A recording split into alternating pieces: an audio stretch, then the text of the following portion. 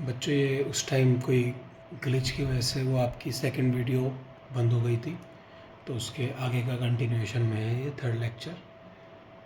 ठीक है, छोटा सा लेक्चर होगा, ज़्यादा बड़ा नहीं। अब हमने आयनाइजेशन एंथैल्पी पढ़ ली थी। आयनाइजेशन एंथैल्पी में क्या था, जो एनर्जी चाहिए किसी भी आइसोलेटेड गैसियस एटम में से एक इलेक्ट्रॉन निकालने की। ठीक है, अब उस पर एक क्वेश्चन देख लेते हैं। ये क्वेश्चन है, first ionisation enthalpy of third period elements. ये थर्ड पीरियड एलिमेंट्स की फर्स्ट आयनाइजेशन एंथैल्पी लिखी हुई है। ठीक है, मतलब सोडियम में से एक जो उसका लास्ट वाला इलेक्ट्रॉन है उसे निकालने के लिए इतनी एनर्जी देनी पड़ेगी हमें। मैग्नीशियम में इतनी देनी पड़ेगी, सिलिकॉन में इतनी देनी पड़ेगी। ठीक है, आयनाइजेशन एंथैल्पी आपको समझ में आ गई ना अच्छे से। अब देखो, अब हम इसमें करना क्या है, predict for aluminium whether it will be close to 576, 75 और 760। मतलब इसमें बताना क्या है कि एल्यूमिनियम की आपको प्रेडिक्ट करनी है, आपको ये डेटा दे रखा है। ठीक है, अब आपको ये पता है थर्ड पीरियड के एलिमेंट्स में कैसे होता है, सोडियम है, फिर मैग्नीशियम है, फिर बीच में डी ब्लॉक आ जाता है, यहाँ पे 13 में एल्यूमिनियम है और 14 में सिलिकॉन है। ठीक है, थोड़ा सा आइडिया होना चाहिए। ये आपका फर्स्ट है, सेकंड है। ठीक है, तो अब आपको ये पता है कि इधर जाने में आयनाइजेशन एंथैल्पी क्या होती है, इंक्रीज़ करती है। ये हमने बताया था ना कि मेटल से इलेक्ट्रॉन निकालना आसान है, इस वजह से उनकी कम होती है। यहाँ जाते जाते मेटेलिक करेक्टर कम होता है, तो यहाँ से इलेक्ट्रॉन निकालना आसान है। सही है, बट इनमें क्या होता है, अगर हम इस वाले लॉजिक से जाएंगे तो हम सिंपल सा बता देंगे कि मैग्नीशियम से ज़्यादा होगी तो 760 के क्लोज होनी चाहिए। बट आपको क्या करना है, मैंने हमेशा बताया आपको इलेक्ट्रॉनिक कन्फिग्रेशन लिखनी ही लिखनी है। ठीक है, अब एक काम करो, मैग्नीशियम और एल्यूमिनियम के इलेक्ट्रॉनिक कन्फिग्रेशन लिखो और आंसर खुद दिख जाएगा। 12 होते हैं इसमें, 1s2, 2s2, 2p6, 3s2, 1s2। इसमें 13 होते हैं एल्यूमिनियम में electrons, 1s2, 2s2, 2p6, 3s2, 2p, 3p1। ठीक है, तो अब वही वाली बात आ गई कि बोरोन और बेरिलियम वाली, कि यहाँ पे 3s में से इलेक्ट्रॉन निकालना है, यहाँ पे 3p में से निकालना है। तो अगर ये 3p में से इलेक्ट्रॉन निकालना है तो ये जितनी मैग्नीशियम की है उससे कम होगी, है ना, क्योंकि 3p से इलेक्ट्रॉन निकालना है, वो आसान है निकालना, उसमें एनर्जी कम देनी पड़ेगी एज़ कम्पेयर टू 3s से। ठीक है, तो आपको इस चीज़ का ध्यान रखना, p में से हमेशा इलेक्ट्रॉन निकालना ईजियर है एज़ कम्पेयर टू 3s। और दूसरी बात, यहाँ तो है भी पेयर्ड इलेक्ट्रॉन्स। ठीक है, स्टेबल स्टेट में, तो ये मोर क्लोजर टू आपकी 575 होगी, ये आंसर है इसका। 575 के ज़्यादा क्लोज होगी। ठीक है, कोई भी डाउट किसी बच्चे को हो तो आप ग्रुप पे बहुत आराम से पूछ सकते हो मेरे से। ठीक है, मैसेज करके। इलेक्ट्रॉन गेन एंथैल्पी अगला टॉपिक है आपका। ये इलेक्ट्रॉन गेन एंथैल्पी क्या होता है, ये भी एक एनर्जी चेंज है। आयनाइजेशन एंथैल्पी में हम क्या कर रहे थे, इलेक्ट्रॉन निकाल रहे थे, इलेक्ट्रॉन निकालने के लिए जो एनर्जी देनी है। इसमें इलेक्ट्रॉन गेन एंथैल्पी कि अगर इलेक्ट्रॉन गेन होगा, इलेक्ट्रॉन दिया जाएगा किसी एलिमेंट को, तो उसमें एनर्जी में क्या फ़र्क आएगा, उसी को कहते हैं इलेक्ट्रॉन गेन एंथैल्पी। ठीक है, देखो इसको हम डिफाइन कैसे करेंगे, इलेक्ट्रॉन गेन एंथैल्पी को।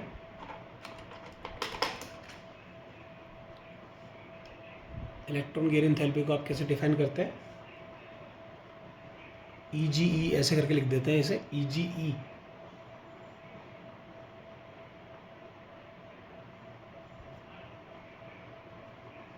अब आप इसको, जैसे मैंने आपके लिए आपको उसमें एक प्रोसेस लिखवाया था, तो ये है आपका इलेक्ट्रॉन गेन एंथैल्पी का प्रोसेस। इसे आप डिफाइन करें, इससे कैसे करोगे, when an electron is added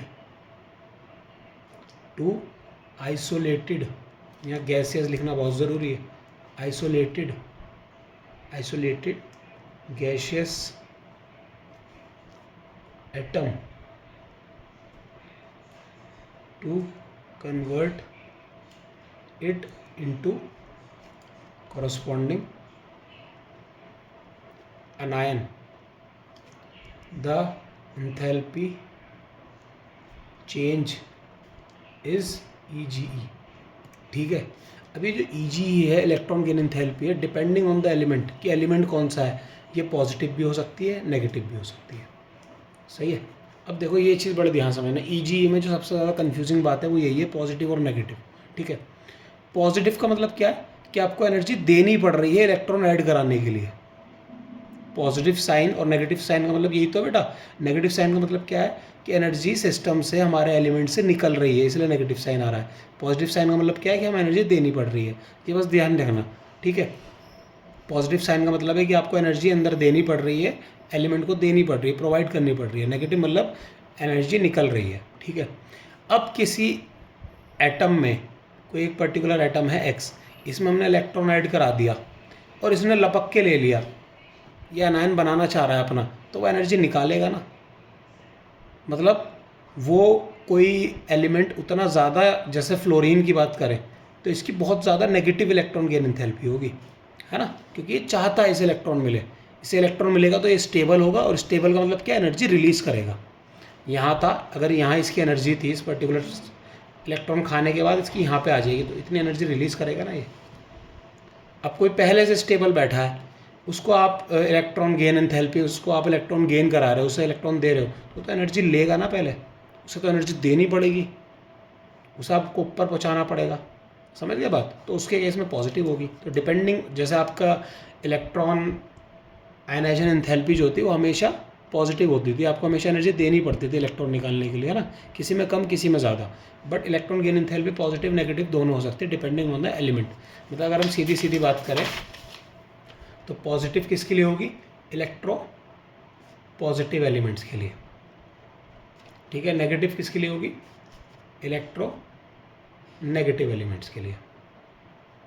और जो नोबल गैसेस हैं, नोबल गैसेस, उनकी भी हाई पॉजिटिव वैल्यू होती है इलेक्ट्रॉन गेन एंथैल्पी। क्यों, क्योंकि वो पहले से स्टेबल है, उसे इलेक्ट्रॉन क्यों दे रहे हो, ज़बरदस्ती करनी पड़ेगी। ज़बरदस्ती हम साइंस में कैसे करते हैं, किसी चीज़ के साथ एनर्जी दे के, ठीक है। तो बस सिंपल सी बात है। क्वेश्चन ये पूछा जाएगा कि इनमें से किसकी higher negative electron gain enthalpy होगी। अब बच्चे जो है नेगेटिव सुन के समझ जाते हैं कि मतलब कि नेगेटिव सुन के समझते हैं कि हमें उल्टा आंसर देना है, बट नेगेटिव का मतलब है कि कितनी एनर्जी निकल रही है, कौन कितने स्टेबल हो रहा है इलेक्ट्रॉन खाने के बाद। तो जिसको जितने ज़्यादा ज़रूरत है वो उतना ज़्यादा स्टेबल होगा, सही है। तो इलेक्ट्रॉन गेन एंथैल्पी का अगर हम ट्रेंड की बात करें तो इधर जाते में ये नेगेटिव होती जाती है, इसकी हाई वैल्यू होती जाती है नेगेटिव की। मतलब अगर यहाँ पे इस रीजन में अगर -50 थी तो इधर जाके -100 हो जाएगी, और इधर गए तो -200 हो जाएगी। लास्ट नोबल गैसेस है वहाँ पे प्लस की हो जाती है क्योंकि पहले से स्टेबल है, ठीक है। और down the group electron gain enthalpy आपकी क्या होती है, डिक्रीज होती है, और इधर जाते में इलेक्ट्रॉन गेन एंथैल्पी इंक्रीज होती है, ठीक है। साइन का मतलब बस इतना है कि आ रही है या फिर जा रही है, ठीक है। साइन पे आप मत जाना, मैथमेटिक में लगाने लगना, ठीक है। यहाँ पे -200 और -300 अगर लिखा हुआ दिख गया तो ये वाली ज़्यादा है, इतनी एनर्जी निकल रही है ना। या मैथ नहीं लगाना कि -300 छोटा है -200 से, वो तो नंबर तो छोटा है बट इतनी एनर्जी, इतनी अमाउंट में एनर्जी निकल रही है। एनर्जी नेगेटिव में थोड़ी हो सकती है कभी भी, वो तो हमने साइन ये डिपिक्ट कर रहा है कि एनर्जी निकल रही है या फिर दे रहे हैं, ओके। अब इसमें क्वेश्चन क्या फंसता है, इसमें क्वेश्चन ये फंसता है कि फ्लोरीन और क्लोरीन में और ऑक्सीजन और सल्फर में हाइयर इलेक्ट्रोनेगेटिव एनर्जी किसकी ज़्यादा होगी।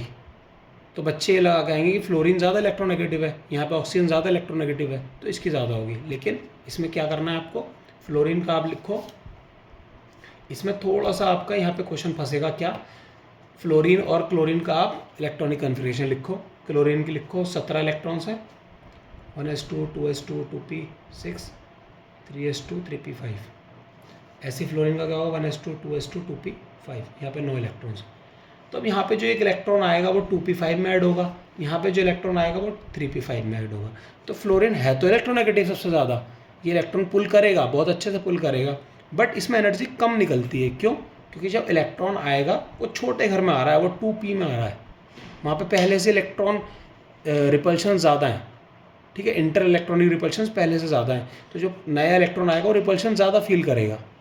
But in case of chlorine यहाँ पे 3p में आ रहा है, तो यहाँ पे इलेक्ट्रॉन जो रिपल्शन है वो कम फील करेगा, उसे रूम ज़्यादा बड़ा मिल गया, उसे ज़्यादा बड़ा रूम मिल गया, तो इसकी इलेक्ट्रॉन EgE की जो वैल्यू होगी वो ज़्यादा होगी एज़ कम्पेयर टू फ्लोरीन।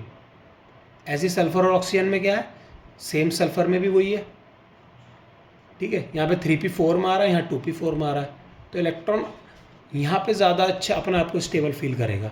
जब ज़्यादा स्टेबलाइजेशन होगी तो उतनी ज़्यादा एनर्जी निकलेगी, तो इसलिए हाइयर नेगेटिव वैल्यू इसकी होती है एज़ कम्पेयर टू फ्लोरीन। तो यहाँ बच्चे फंस जाते हैं। यहाँ पे n=2 में आ रहा है फ्लोरीन में और n=3 में आ रहा है क्लोरीन में, इस वजह से वहाँ पे उसकी ज़्यादा नेगेटिव वैल्यू होगी। ठीक है, अब एक टर्म ये लिख पढ़ के आएगा, इलेक्ट्रॉन एफिनिटी। एफिनिटी क्या होता है? इलेक्ट्रॉन एफिनिटी कुछ नहीं होता, negative of electron gain enthalpy. ठीक है, बस ये इसका नेगेटिव होता है। जैसे आपको ये क्वेश्चन दे रखा है क्लोरीन और फ्लोरीन, इसकी -300 है, इसकी -200 है। मैंने भी बताया ना इसकी ज़्यादा होगी, क्योंकि इलेक्ट्रॉन जो ऐड हो रहा है वो बड़े रूम में ऐड हो रहा है, रिपल्शन कम फील करेगा। तो ये इलेक्ट्रॉन गेन एंथैल्पी हो गई। मैं क्या कह रहा हूँ, अगर इलेक्ट्रॉन गेन एंथैल्पी की फ्लोरीन की क्लोरीन की वैल्यू दे रखी है -200 और -300, तो इलेक्ट्रॉन एफिनिटी क्या होता है? इसका पॉजिटिव होता है, इसका नेगेटिव होता है। तो नेगेटिव लगाओगे इसके आगे तो ये 200 हो जाएगी, ये 300 हो जाएगी, बस साइन चेंज होगा, कुछ और फर्क नहीं है। Electron affinity negative of electron gain enthalpy होता है। ठीक है, जैसे एक क्वेश्चन पूछा है कि फॉस्फोरस, सल्फर, क्लोरीन, फ्लोरीन, इनमें से सबसे ज़्यादा इलेक्ट्रॉन गेन एंथैल्पी किसकी होगी? ठीक है, सबसे ज़्यादा इलेक्ट्रॉन गेन एंथैल्पी किसकी ज़्यादा होगी? तो अब आपको ये आइडिया लगाना पड़ेगा। फॉस्फोरस जो है वो 15 ग्रुप का है, सल्फर आपका 16 ग्रुप का है, और फ्लोरीन और क्लोरीन जो है ये आपके 15, इसका 15 होता है, 16 होता है, 17 क्लोरीन का होता है, फ्लोरीन ऊपर आएगा। ठीक है, अब आपको फ्लोरीन क्लोरीन में पता है इसकी ज़्यादा होती है, और इधर जाने में मैंने पढ़ा है भी कि इंक्रीज़ होती है। तो सबसे हाईएस्ट क्लोरीन हो जाएगा और लोएस्ट कौन सा हो जाएगा आपका? फॉस्फोरस हो जाएगा।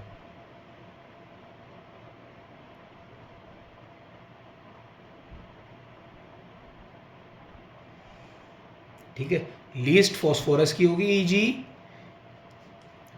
और मोस्ट, बच्चे कन्फ्यूज होंगे फ्लोरीन, बट अभी मैंने रीज़न बताया ना, तो मोस्ट क्लोरीन की। ठीक है, अगर अच्छा ये बच्चा कोई पूछना चाहेगा कि बेट सर ये तो समझ में आ गई बात, बट ये हम लिखेंगे कैसे? अगर लिखना हुआ तो लिखोगे कैसे आप ऐसे लिखोगे, between chlorine and fluorine Ege value of chlorine is higher than that of fluorine because the new added electron will go in third shell in case of chlorine,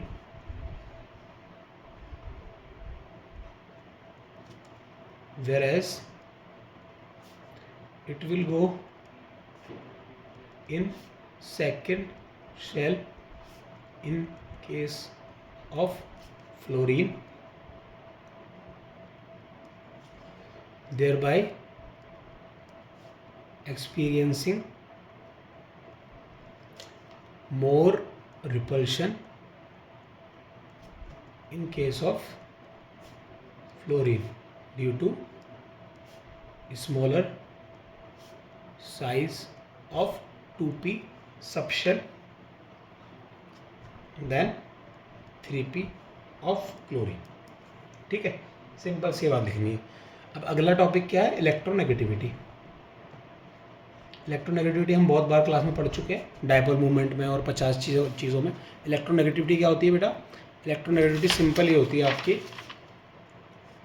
कि एक शेयर्ड पेयर ऑफ इलेक्ट्रॉन्स, जैसे HCl है, इसमें से जो pair, ये shared pair of electron है, इस इलेक्ट्रॉन को पुल करने की टेंडेंसी कौन अपने पास ज़्यादा खींच पाएगा। ठीक है, तो मतलब ये एक रिलेटिव फैक्टर है। इसे हम कैसे बताते हैं? पॉलिंग स्केल से। पॉलिंग स्केल एक स्केल है जो इलेक्ट्रोनेगेटिविटी के बारे में बात करता है। इसमें क्या बोला है कि फ्लोरीन की मैक्सिमम होती है इलेक्ट्रोनेगेटिविटी। इसमें मत कन्फ्यूज हो जाना कि इलेक्ट्रोनेगेटिविटी और इलेक्ट्रॉन गेन एंथैल्पी वो अलग चीज़ है, ये अलग चीज़ है। ये बस ये क्या है आपका कि शेयर्ड पेयर ऑफ इलेक्ट्रॉन्स को कौन अच्छे से पुल कर पा रहा है। इलेक्ट्रॉन गेन एंथैल्पी क्या होता है कि इलेक्ट्रॉन ऐड होने के बाद जो एंथैल्पी चेंज होता है वो अलग चीज़ है। सही है, फ्लोरीन की 4.0 होती है, ये मैक्सिमम है पूरे पीरियोडिक टेबल में। सही है, थोड़ा सा आइडिया होना चाहिए इसके बारे में भी।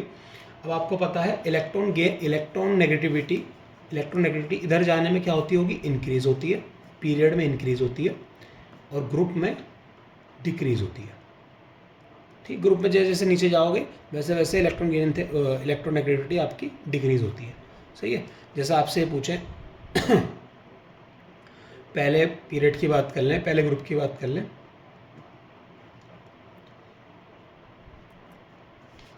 और यहाँ पे हम 17 ग्रुप की बात करें, नीचे जाते में ये डिक्रीज होगी, मतलब लिथियम जो होगा आपका पहले ग्रुप का मोस्ट इलेक्ट्रोनेगेटिव होगा फर्स्ट ग्रुप, और ये लीस्ट इलेक्ट्रोनेगेटिव होगा, या हम ऐसा बोल सकते हैं कि लीस्ट मोस्ट इलेक्ट्रोपॉजिटिव है। ठीक है, ऐसे इसमें भी नीचे जाते में इलेक्ट्रोनेगेटिविटी डिक्रीज होगी, और अगर हम यहाँ से यहाँ जाएंगे तो यहाँ इंक्रीज होगी। बस सिंपल सी बात है, ये बात ध्यान रखना, इसमें ज़्यादा कुछ नहीं इलेक्ट्रोनेगेटिविटी में, बस थोड़ा सा इसका आइडिया होना चाहिए कि क्या क्या वैल्यू होती है। सही है, मोस्ट इलेक्ट्रोनेगेटिव फ्लोरीन है, उसकी 4.0 है। फ्लोरीन के बाद क्या है आपका, ऑक्सीजन आता है 3.5 है, नाइट्रोजन है 3.0। पॉलिंग स्केल के हिसाब से, पॉलिंग एक साइंटिस्ट थे, उन्होंने इसकी इलेक्ट्रोनेगेटिविटी का रिलेटिव एक फॉर्मूला दिया था, उससे आप इसकी वैल्यू निकाल सकते हो। ठीक है, इसके बाद आपका आता है क्लोरीन, आता है क्लोरीन की भी 3.0। सही है, तो ये आपको थोड़ा सा मैं हर क्लास में जो याद कराता हूँ, आपने हाइड्रोजन बॉन्डिंग में पढ़ा था ना, फोन इसी में होती है, क्यों, क्योंकि इनकी हाईएस्ट इलेक्ट्रोनेगेटिविटी होती है। ठीक है, अभी आपका ये वाले टॉपिक ख़त्म हो गया। इसमें लास्ट टॉपिक क्या है चैप्टर का, पीरियोडिसिटी इन केमिकल प्रॉपर्टीज़।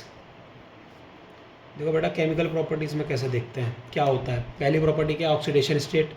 ऑक्सीडेशन स्टेट आपको सबको अच्छे से पता है, ठीक है, कि वैलेंस या फिर ऑक्सीडेशन स्टेट, वैलेंसी या फिर ऑक्सीडेशन स्टेट। ठीक है, क्या होता है, number of electrons last subshell में कितने हैं, उसे कितने इलेक्ट्रॉन चाहिए फुल करने के लिए अपना, या फिर कितने दे सकता है वो। ठीक है, जैसे लिथियम का आपको पता है 1 होती है, ऑक्सीजन की 2 होती है। अब इसमें एक क्वेश्चन क्या आता है कि ऐसे ये आपको 2 कंपाउंड दे दिए, Na2O, एक ये दे दिया, एक दे दिया OF2। ठीक है, अब आपको इसमें थोड़ा सा आइडिया होना चाहिए, जैसे सोडियम ऑक्सीजन, कौन ज़्यादा इलेक्ट्रोनेगेटिव है, ये है, तो इस पर बनेगा आपका -2, और सोडियम का पता ही है +1 होता है। ठीक है, अब OF2 है, ठीक है, OF2 है, ऑक्सीजन का आपको पता है -2 होता है, but in case of fluorine के साथ जुड़ा हुआ है, अपने से ज़्यादा इलेक्ट्रोनेगेटिव के साथ जुड़ा हुआ है। अगर ये ऐसा होगा तो इलेक्ट्रॉन्स तो ये पुल करेगा ना, इलेक्ट्रॉन ये पुल करेगा। अब ये पुल कर रहा है तो इस पर क्या बनेगा, पॉजिटिव चार्ज, तो इस पर क्या आता है +2, इस पर -1। फ्लोरीन एक लौता ऐसा एलिमेंट है जिस पे कभी भी आपका फ्लोरीन एक लौता ऐसा एलिमेंट है जिस पे प्लस कभी बन ही नहीं पाएगा। क्यों, क्योंकि उससे ज़्यादा इलेक्ट्रोनेगेटिव है ही नहीं, उसके पुल कौन करेगा, इलेक्ट्रॉन। जब पुल करेगा जब भी तो कंबाइंड स्टेट में उसके ऊपर प्लस आ जाएगा। ठीक है,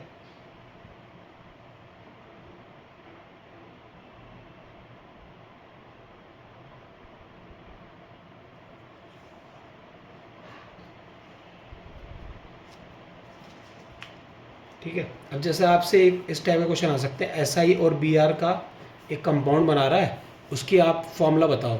अब आपको पता है BR जो है, BR -1 में रहता है, SI 14 ग्रुप का एलिमेंट है, तो SI की +4 होगी। अब SI की +4 है, इसकी -1 है, तो ये SI BR4 इस टाइप का बनेगा। ठीक है, समझ गए नहीं, ये तो समझ ही गए होंगे आप। चलो, अब इसमें अगला टॉपिक क्या है जो इम्पोर्टेंट है, anomalous behaviour of second period elements.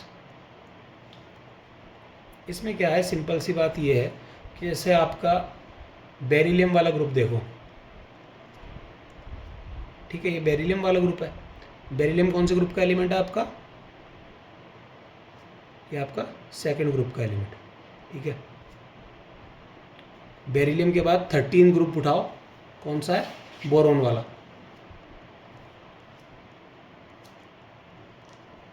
ठीक है, अब आपको पता है कि ग्रुप में जो है सेम प्रॉपर्टीज़ होती हैं, बट क्या नोट करा गया कि बेरिलियम जो है ना, इसकी ज़्यादातर प्रॉपर्टीज़ मिल रही हैं एल्यूमिनियम के साथ।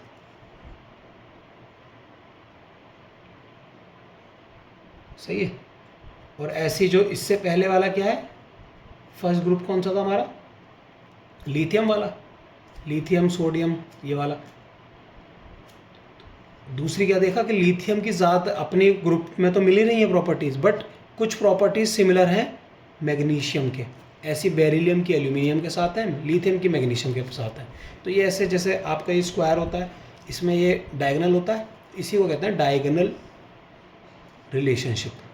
डायगोनल रिलेशनशिप क्या होती है कि अपने ग्रुप से ज़्यादा जो है ना वो किसी और दूसरे ग्रुप के साथ वो उसकी प्रॉपर्टीज सिमिलर हो रही हैं। इसका रीज़न क्या है डायगोनल रिलेशनशिप का, या फिर anomalous behaviour of lithium and beryllium का? इसका रीज़न होता है आपका पहला रीज़न है स्मॉलर साइज। ये क्वेश्चन आएगा तो ऐसे लिखना, smaller size of first member of the group, small size की वजह से। और दूसरा क्या है, higher charge to radius ratio, इनकी वजह से एनोमलस बिहेवियर शो करते हैं। बेसिकली क्या होता है कि जो पहले ग्रुप है उसमें लिथियम के अलावा बाकी सारे आयनिक कंपाउंड ज़्यादा बनाते हैं, बट लिथियम जो है प्रीडोमिनेटली कोवेलेंट कंपाउंड बनाता है। ऐसी बेरिलियम मैग्नीशियम, इसमें मैग्नीशियम जो है वो ज़्यादातर आयनिक बनाता है, बट बेरिलियम कोवेलेंट बनाता है। ये आपको पता है फेजांस रूल के हिसाब से। लिथियम का स्मॉलर साइज़ है, जितना स्मॉलर साइज़ वो उतना ज़्यादा पोलराइज अच्छे से करेगा। पोलराइज अच्छे से कर रहा है तो कोवेलेंट कैरेक्टर बढ़ जाएगा, बस सिंपल सी बात है। इसलिए बोला कि लिथियम मैग्नीशियम के साथ थोड़ी सी ज़्यादा प्रॉपर्टी शो करता है और बेरिलियम एल्यूमिनियम के साथ। सही है। तो ये हो गई इसकी डायगोनल रिलेशनशिप।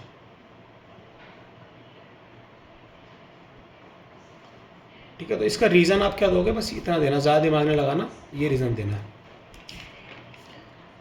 अब इसमें लास्ट टॉपिक है, छोटा सा टॉपिक है कि जो मेटल्स हैं वो आपकी कौन सी ऑक्साइड फॉर्म करते हैं, बेसिक ऑक्साइड्स। ठीक है, और जो नॉन मेटल्स हैं वो आपकी एसिडिक ऑक्साइड्स फॉर्म करते हैं। बस ये पता होना चाहिए, मेटल जो हैं वो बेसिक ऑक्साइड्स फॉर्म करते हैं और नॉन मेटल्स आपकी एसिडिक ऑक्साइड्स फॉर्म करते हैं। फॉर एग्जांपल ये सोडियम है, तो सोडियम बनाता है Na2O, ये बेसिक ऑक्साइड है। कैसे पता लगेगा, Na2O को आप रिएक्शन करा दो H2O के साथ, बन जाएगा NaOH, बन गया बेस। तो मतलब सोडियम जो मेटल है वो आपके ज़्यादातर बेसिक ऑक्साइड बनाते हैं। और जैसे आपने एसिडिक ऑक्साइड ले ली कोई भी, Cl2O7, क्लोरीन है, ये नॉन मेटल है। मैंने क्या बोला, मेटल्स बेसिक ऑक्साइड बनाते हैं, non metal oxide acidic oxide बनाते हैं। Cl2O7 है, इसे आप H2O में डालो, क्या बन जाएगा, HClO4। ठीक है, ये आपका HClO4 क्या है, एसिड है। सही है। और इसके अलावा कोई एग्जांपल देखना है तो कार्बन का देख सकते हो, CO2, इसे आप पानी में डाल दो, क्या बन जाएगा, H2CO3, ये भी एसिड है, कार्बोनिक एसिड। ठीक है, कार्बन जो है आपका नॉन मेटल था। तो मेटल्स जो हैं जैसे सोडियम, पोटेशियम, ये सब क्या, मैग्नीशियम, ये क्या बनाएंगे, बेसिक ऑक्साइड्स बनाएंगे। नॉन मेटल्स क्लोरीन हो गया, फ्लोरीन हो गया, कार्बन हो गया, ये आपके क्या बनाएंगे, एसिडिक ऑक्साइड बनाएंगे। ठीक है, बस ये आपका यहाँ पे फाइनलाइज हो गया, चैप्टर ख़त्म हो गया। सही है। आपको जो है ना, मैं आपको अगर मोटा मोटा ऊपर से बता दूं तो आपको क्या बातें ध्यान रखनी है, इसमें 2-3 चीज़ें ध्यान रखनी है कि जैसे हमने पहली क्या प्रॉपर्टी पढ़ी थी, आयनाइजेशन एंथैल्पी, फिर हमने पढ़ी इलेक्ट्रॉन गेन एंथैल्पी, फिर हमने पढ़ी इलेक्ट्रॉन नेगेटिविटी, उससे पहले हमने पढ़ा था एटॉमिक साइज़। ठीक है, एटॉमिक साइज़ आपको पता लग गया कि ग्रुप में नीचे जाने में इंक्रीज़ होता है। आयनाइजेशन एंथैल्पी, इलेक्ट्रॉन निकालने के लिए जो एनर्जी देनी पड़ती है ग्रुप में नीचे जाने में डिक्रीज़ होती है।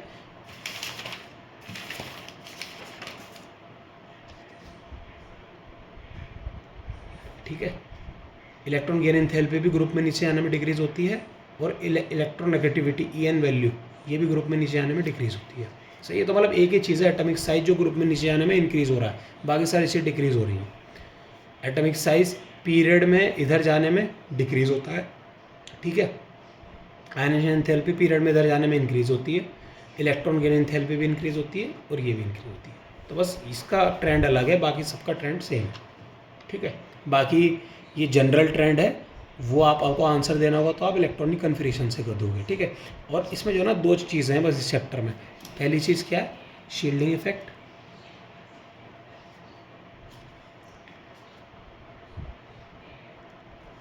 ठीक है, शील्डिंग इफेक्ट या फिर स्क्रीनिंग इफेक्ट। ये क्या होता है, मैंने आपको पहले ही बताया कि ये जो न्यूक्लियर चार्ज है, ये पहला मान लो, चलो एक बार फिर समझ लो, ये हमने बोहर वाला एटॉमिक स्ट्रक्चर बना दिया। अब अगर ये न्यूक्लियस है, सॉरी कोई एटम है, 2 इलेक्ट्रॉन्स हैं, यहाँ पे 8 होंगे, बन गए 8, ज़्यादा बना दिए, 8 ही हैं, ठीक है। फिर ये थर्ड शेल है, इसमें 1 इलेक्ट्रॉन है। तो ये अगर न्यूक्लियस पे अगर आपका 11 पॉजिटिव चार्ज है ना, तो इसे 11 पॉजिटिव चार्ज फील नहीं होगा इस वाले इलेक्ट्रॉन को, इसे कम फील होगा 11 से। क्यों? क्योंकि वही मैंने आपको बताया था ना, एक बल्ब जल रहा है, यहाँ पे एक बल्ब आपने जला रखा है, ये एक पर्दा है तो यहाँ कम लाइट जाएगी थोड़ी, ये दूसरा पर्दा है यहाँ और कम लाइट जाएगी, तीसरा पर्दा है तो और कम लाइट, बस वैसे ही है। यहाँ पे न्यूक्लियर चार्ज है, पावर है, बल्ब रखा हुआ है बीच में, ये इलेक्ट्रॉन्स से शील्ड कर रहे हैं बाहर जाने से उसकी लाइट को। ये 2 हैं तो ये थोड़ा कम कर पाएंगे, ये और ज़्यादा हो गए, ये और अच्छे से शील्ड कर पाएंगे, ठीक है। और इसमें तो यहाँ पे ये जो इफेक्टिव न्यूक्लियर चार्ज है ना, इफेक्टिव न्यूक्लियर, दूसरी चीज़ ये है इफेक्टिव न्यूक्लियर चार्ज, जिसे कहते हैं जेड इफेक्टिव। जेड इफेक्टिव कम हो जाता है, सही है, जेड इफेक्टिव कम हो जाता है। तो जैसे जैसे न्यूक्लियर पावर बढ़ेगी वैसे वैसे इलेक्ट्रॉन्स पास आते हैं, और जैसे जैसे न्यूक्लियर पावर कम हो रही है क्योंकि शील्डिंग हो रही है इलेक्ट्रॉन से, तो इलेक्ट्रॉन दूर जाते हैं। बस सिंपल ये समझना है आपको इस चैप्टर में, ठीक है। इसे इफेक्टिव न्यूक्लियर चार्ज कम फील होगा जितना होना चाहिए। क्यों? क्योंकि इलेक्ट्रॉन जो अंदर वाले इलेक्ट्रॉन्स हैं अंदर वाले शेल्स के, वो शील्ड कर रहे हैं न्यूक्लियस को कि वहाँ तक चार्ज ना जा पाए, ठीक है। दूसरी बात क्या समझनी है आपको, एस और पी में से एस की शील्डिंग बेटर होती है पी से, एस अच्छे से शील्ड कर पाता है। क्यों? Due to its shape. S spherical है, न्यूक्लियस है, एस ऐसा है, स्फेरिकल है, पूरे अच्छे से उसे सराउंड कर पा रहा है, न्यूक्लियस को अच्छे से शील्ड कर पा रहा है। पी जो है आपका डम्बल शेप, ठीक है, ये उतना अच्छे से शील्ड नहीं कर पाएगा एज़ कम्पेयर टू एस, ठीक है। तो बस सिंपल सी कुछ बातें हैं जो ये आपको मैंने ये बता दिया, इस चैप्टर का सार है ये, ठीक है। ये अच्छे से देख लेना, कोई भी डाउट हो पूछ लेना। और अब इसका असाइनमेंट देंगे हम आपको ऑन 13 अक्टूबर, तो वो आपको असाइनमेंट कंप्लीट करना।